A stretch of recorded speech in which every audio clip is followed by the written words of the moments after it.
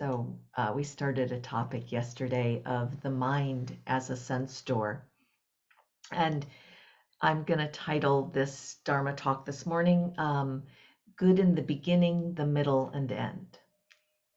So after years of meditating friendly with our mind, our thoughts, our feelings, our stories, our beliefs, our views, our foibles, our successes, so much we sit with and meditate with. I think an understanding comes that we're aware of only some of the complexity of our conditioned world, and we can only know so much. But I want to honor the mind as a sense door because I do think it is the way we develop intuition. And we said this yesterday, but I'm repeating it. And also bringing in a working definition that intuition is the ability to understand something immediately without the need for conscious reasoning. And there's times when we don't have time or we're not aware of the reasons that we know something or how we know it, but it just arrives and it arrives spontaneously. But as I read that definition, I see intuition as an ability. So it's something that gets developed. And it's important, I think, to consider that it's something that it's not going to be perfected. It's something that's going to be a journey, this developing intuition, because many times our knowing is unconscious. It doesn't arise until the need for it arises. And that we are not aware that we even know something until we know it. And this, I think, is the place where intuition can feel like it's a kind of a mystery or a synchronicity or an interconnection of ourselves and other objects in the world, that we don't quite get why or how it happened, but the knowledge is there and it becomes apparent. So I would consider moving around in the world with this ability as a new way of being that develops from reflective meditation, from other sources. And it's important to be able to see conditionality in our intuition. Throughout ages, people have used various tools to tune in to intuition: art, tarot, I Ching, astrology. And it might seem like at times that an outside divination force informs us through those practices. Or they might be practices that strengthen our own capacity to divine for ourselves, or some combination. It really depends on how we interpret our practice. I practiced the I Ching for over 20 years, and it was a valuable learning for me. It had its own nature-based philosophy, and it was complex and very interesting. And I became finely tuned with it, like a tuning fork. But I stopped using it in the mid 90s. And in writing this talk, I really wanted to kind of question what happened to me? Why did I stop using it? And again, this is not about the I Ching. If you still throw the I Ching or use it as a source, things have gone differently for you. But in 1994, some of you in California will remember that we had the Northridge earthquake in Southern California, and it was a big one, and it shook me up quite tremendously, as well as my sister died that year. And it was really, I was shaken up externally in ways that really I hadn't been in my life. And as I remember it this morning in writing the talk, and I'm foggy about it. This is where this kind of unconscious comes in. I don't remember everything. I only remember parts of it.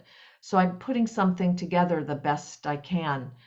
But I remember throwing the I Ching and really trying to, what should I do? Who am I? What does this mean? And I kept getting answers to detach and to move further away from the intensity of the situation. I mean, it seemed to be about a kind of safety, get out. But it was giving me answers to the end of of the process that I was in. And I was still in the middle of something.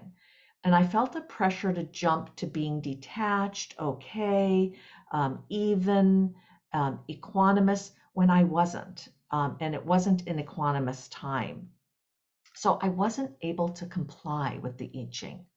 And that was intuition for me. That felt like internally I could not continue with it as my friend, so to speak. I really couldn't take up what answers it was giving me. And the other part of this was I didn't know what was next, though. And I was like, there I was with this intuitive knowing I can't use the I Ching, but what next? So that's really being in the middle of the middle of the middle of something. You can't go in one direction, but another path hasn't emerged. And it was a really lonely time. And there were a few more traumas during that time, one of them being I nearly lost my life, which is a trauma. But it wasn't until 1998, so it was a few years before I found the Buddhist path. And I came in through the dukkha door, through this trauma door. And I say this a lot because I say it a lot because it was the door I came through the Dharma in. But it was such a relief to hear people talking about their dukkha, which really the I Ching wasn't giving me the direction to do. But the Buddhist path, we were exploring it, not denying it. We were considering dukkha as a source, and I consider it to continue to be a source for knowledge and intuition. So it brings me to a kind of, how do I put this together for myself now? And this is kind of what I would consider momentary, which is when I'm writing something, I'm thinking about it, and maybe a new perspective comes out, or a kind of overarching perspective, which feels a bit intuitive to me because this is not written in stone. This is not something now I would want you to take down as a 1, 2, 3 bullet points. These are just things that I feel like I intuitively know from coming in through the dukkha door, which is I don't need to remember all of the dukkha around our dukkha. I don't need to know everything around the traumas that have happened to me. And some of those things really deserve and can have a safe place to hide out until they're ready to be known.